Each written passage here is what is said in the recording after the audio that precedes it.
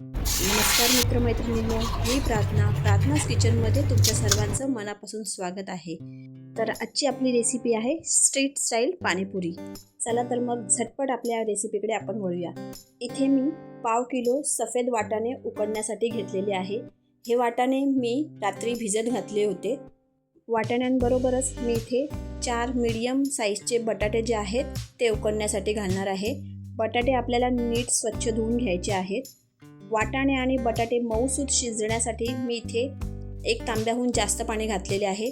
त्याचबरोबर मी इथे घातलेले आहे अर्धा चमचा हळद आणि चवीनुसार मीठ। या कुकरला आपण इथे 4 ते 5 शिट्ट्या काढून घेणार आहोत। कुकर थंड झाल्याच्या नंतर आपण बटाट्याची सालं ही काढून घेणार आहोत। त्यानंतर एका भांड्यामध्ये बटाटे घेऊन त्याच्यामध्ये वाटाणे सुद्धा मी एकत्र केलेले आहे। स्मॅशरच्या साहाय्याने मी वाटाणे आणि बटाटे हे इथे स्मॅश करून घेणार आहे। अगदी आपल्याला मऊसूद असे स्मॅश करून घ्यायचे आहे। हे पहा, आपले बटाटे आणि वाटाणे हे स्मॅश झालेले आहेत। आता आपण याच्यामध्ये मसाले टाकणार आहोत। तर सर्वप्रथम मी इथे 1 मोठा चमचा मिरची आणि कोथिंबीर याची पेस्ट घातलेली आहे।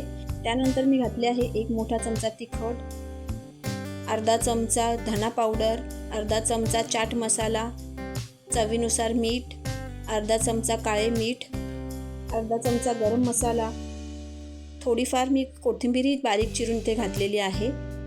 सर्व मसाले एकजीव केल्याच्या नंतर हा पहा, पाणीपुरीसाठी लागणारा रगडा इथे तयार झालेला आहे। आता हा रगडा आपण सेट करून घेऊया। त्यासाठी मी इथे एक लोखंडी तवा घेतलेला आहे। त्यावर अगदी थोड्या प्रमाणात मी पूर्ण तवाभर तेल पसरवून घेतलेले आहे। त्यानंतर तयार केलेला रगडा आपण पूर्ण तव्याभर इथे पसरवून घेणार आहोत। हा बघा, अशा प्रकारे मी इथे तव्याच्या गोल बाजूने मिश्रण इथे छान असे थापून घेतलेले आहे।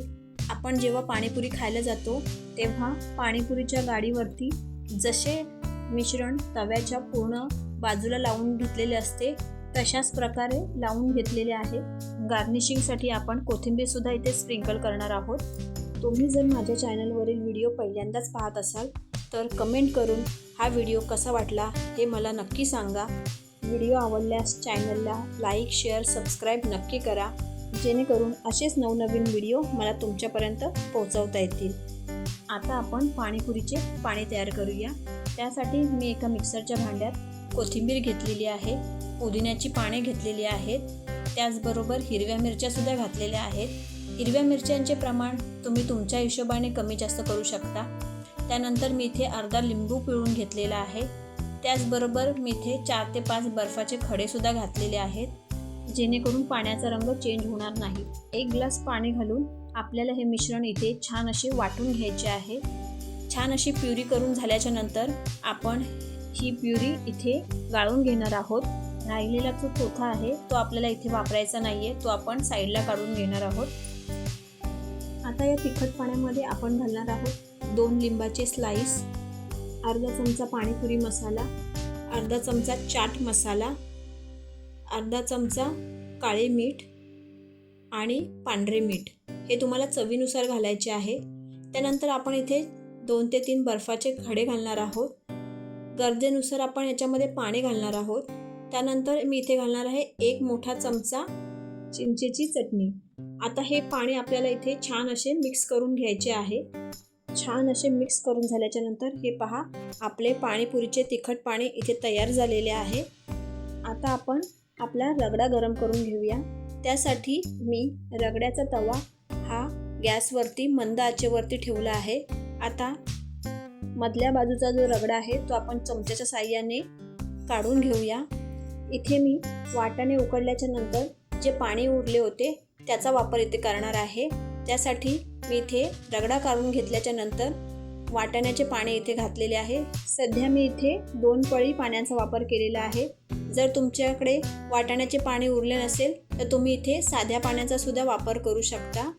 या पाण्यामध्ये आपल्याला हा रगडा छान असा इथे पुन्हा स्मॅश करून घ्यायचा आहे। गाड्यांवरती जशी पाणीपुरी मिळते तशाच प्रकारची आपली ही पाणीपुरी इथे तयार झालेली आहे।